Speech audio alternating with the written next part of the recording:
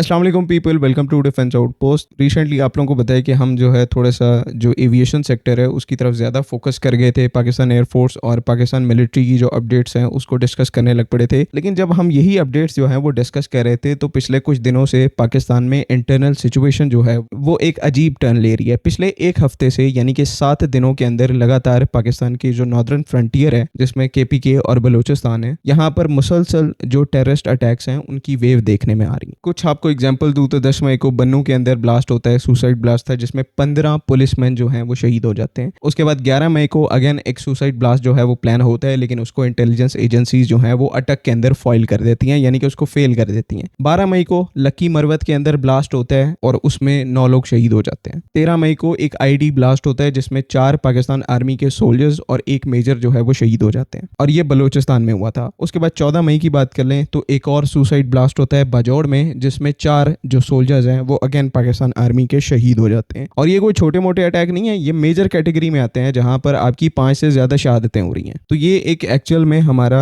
National security concern है जो कि लेजिटिमेट है और एग्जिस्ट करता है। एंड इसी के साथ साथ इसकी मुनासबत को देखकर इसके ऊपर डिस्कशन होनी चाहिए। आप सब लोगों को याद होगा कि आज से तकरीबन 2-2.5 महीने पहले 28 फरवरी 2026 को पाकिस्तान मिलिट्री की तरफ से ऑपरेशन गज़ब-उल हक जो है वो लॉन्च किया गया था। कोइंसिडेंटली उसी दिन US की तरफ से ईरान के ऊपर अटैक्स जो हैं वो स्टार्ट किए गए थे। खैर ये जो इवेंट्स ओवरलैप करते हैं इनको हम बाद में जाकर डिस्कस करेंगे, लेकिन वो जो पर्टिकुलर ऑपरेशन गज़ब-उल हक है आपने उसमें इतने सिग्निफिकेंट रिजल्ट्स को अचीव किया कि अगले 2 महीने पाकिस्तान के अंदर बिल्कुल अमन व अमान रहा, सुकून रहा। 60 डेज तक यानी कि 2 महीनों तक आपने कोई भी जो एक मेजर टेररिस्ट अटैक है उसको एक्सपीरियंस नहीं किया। मेजर टेररिस्ट अटैक की क्या ही बात करें, कोई नॉर्मल टेररिस्ट अटैक भी जो है वो इन 2 महीनों के पीरियड में नहीं देखने को मिला। और ये सब कुछ किस वजह से हुआ कि ऑपरेशन गज़ब-उल हक के तहत हमने एक कोऑर्डिनेटेड कैंपेन लॉन्च की जिसमें तकरीबन पूरे 20 दिन तक पाकिस्तान एयरफोर्स, पाकिस्तान आर्मी ने अफगानिस्तान के अंदर जो है वो की टारगेट्स को हिट किया, एयर स्ट्राइक्स की, ग्राउंड स्ट्राइक्स की, MLRS सिस्टम्स का यूज किया, जिससे अफगान तालिबान का जो फ्रंट लाइन सारा इकोसिस्टम है, सारा एस्टेब्लिशमेंट है वो डिस्ट्रॉय करके रख दिया आपने। कंधार, काबुल, पक्तिका, खोस्त, जलालाबाद, वखान, कोई ऐसा आपने शहर नहीं छोड़ा अफगान बॉर्डर के साथ साथ जिसमें आपने TTP की और अफगान तालिबान की जो इंपॉर्टेंट इंस्टॉलेशंस हैं उनको हिट ना किया हो। चाहे ये ट्रेनिंग लॉन्च पैड्स हों, उनके बाद अफगान तालिबान के जो वेपन्स डिपो हों जो कि वेस्टर्न इक्विपमेंट से भरे हुए थे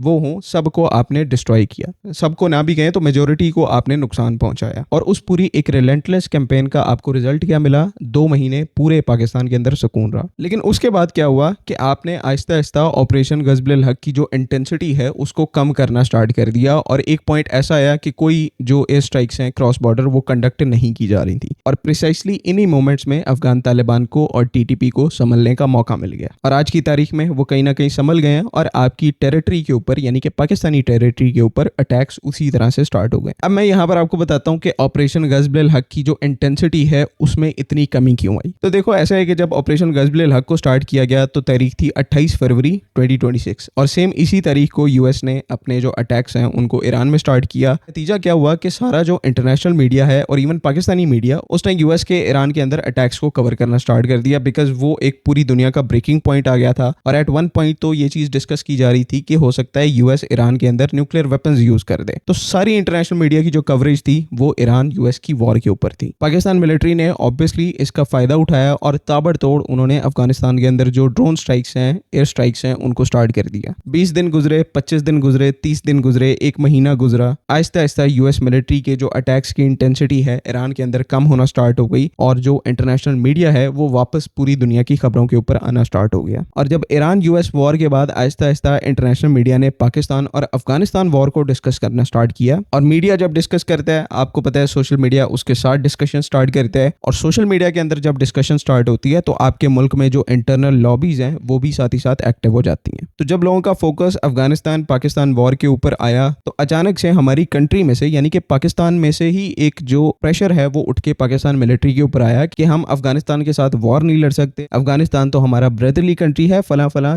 जो कुछ ये सदियों से कहते आ रहे हैं, इन्होंने दोबारा से कहना स्टार्ट कर दिया। और फाइनली फिर 16 मार्च को पाकिस्तान एयरफोर्स की काबुल के अंदर एक एयर स्ट्राइक में, जहां पर हमने अफगान तालिबान का एक एमिनेशन स्टोरेज फैसिलिटी को हिट किया था, उससे रिलेटेड एक बहुत बड़ी प्रोपेगेंडा कैंपेन स्टार्ट हुई कि वहां पर एक हॉस्पिटल को हिट किया गया है। और जैसे पहले बताया कि इस प्रोपेगेंडे का जो सबसे पहला शिकार थे वो हमारे अपने लोग थे, पाकिस्तानीज थे, जिन्होंने देन अगेन स्टेट को क्रिटिसाइज करना स्टार्ट किया कि ये हम अफगानिस्तान में क्या कर रहे हैं। और हमारी मिलिट्री, हमारी स्टेट जो है इस प्रेशर में आके चाहते हुए ना चाहते हुए ऑपरेशन गज़ब-ए हक को जो है वो हमें एक स्टैंड स्टिल के ऊपर लाना पड़ा। पाकिस्तानी गवर्नमेंट का ऑफिशियल स्टांस तो अभी है कि ऑपरेशन गज़ब-ए हक जो है वो अभी भी स्टार्ट है, लेकिन आपको पता है कि क्रॉस बॉर्डर स्ट्राइक्स कोई भी नहीं हो रही। ये इसी तरह से है जिस तरह से इंडिया का ऑपरेशन सिंदूर चल रहा है कि जोर जोर से चीखा जा रहा है कि ऑपरेशन चल रहा है, लेकिन एक्चुअल में ग्राउंड पे कुछ नहीं हो रहा। तो ये सब कुछ आपको समझाने का मकसद यहाँ पर ये है कि हमारी कंट्री में जो डिफरेंट लॉबीज हैं, जिस तरह से वो एक्ट कर दी हैं और हमारी स्टेट जिस तरह से उनसे प्रेशराइज हो जाती है, इस एनवायरनमेंट को हम जब तक खत्म नहीं करेंगे, इस दहशतगर्दी से हम जान नहीं छुड़वा सकते। और ये जो ऑपरेशन गज़ब-ए हक है, इसके बाद तो ये चीज़ क्रिस्टल क्लियर हो जानी चाहिए कि आप जो काइनेटिक ऑपरेशंस अपनी एनिमीज के अगेंस्ट में कंडक्ट करते हैं, उसके पॉजिटिव रिजल्ट्स आपको देखने को मिलते हैं, जिस तरह से पिछले 2 महीने हमने सुकून से गुजारे हैं। पॉइंट इज कि ऐसी कैंपेन को सिर्फ एक दफा चलाने से कुछ नहीं होगा। ठीक है, आप इसमें ब्रेक भी ले सकते हैं, लेकिन वो इस शर्त के ऊपर ले सकते हैं कि आप इस कैंपेन को दोबारा स्टार्ट करेंगे। जिस तरह से अब एक नीड क्रिएट हो रही है ऑपरेशन गज़ब-ए हक का सेकंड फेज स्टार्ट करने की, जिसमें दोबारा से जो क्रॉस बॉर्डर एयर स्ट्राइक्स हैं उनको कंडक्ट किया जाए। फिर उसके बाद वखान कॉरिडोर भी है, जो कि आपके लिए एक स्ट्रेटेजिक लिंक का काम कर सकता है, आपको सेंट्रल एशियन कंट्री से जोड़ सकता है। वो पीस ऑफ लैंड जो है वो वैसे ही पड़ा हुआ है, अफगान तालिबान के पास इतनी कैपेबिलिटी नहीं है कि वो उसको होल्ड कर सकें। तो जिस तरह की सिचुएशन और अपॉर्चुनिटीज हम फेस कर रहे हैं, इसमें चुप करके तो बिल्कुल भी नहीं बैठा जा सकता, आपको एक्ट करना है और अभी करना है। तो at the end of the day हम तो इसी चीज़ के ऊपर स्ट्रेस कर सकते हैं। बाकी आपका क्या ओपिनियन है उसको आप कमेंट्स में लिख सकते हैं।